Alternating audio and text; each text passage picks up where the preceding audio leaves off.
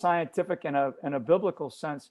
This is an individual who is advising at one of the most senior global forums in the World Economic Forum, that has access and resources to do extraordinary positive things.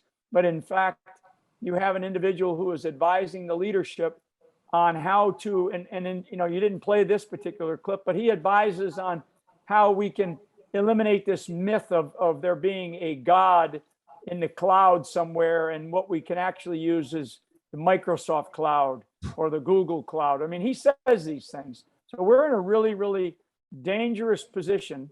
And when he starts to talk about being upset about how someone like Vladimir Putin has now upset this balance of the new world order that they were trying to achieve by going into Ukraine, and I'm probably the last person that's going to be a Putin apologist. I won't be, but what I do understand are the dynamics that are playing out in Ukraine right now. And I sent you something earlier, Clay, and we don't need to go into the details of it, but all of what we are seeing play out in Europe right now is an upsetting of the balance of the world order as they want it, as people like Dr. Harari, as people like Klaus Schwab and others. Bill Gates is another one.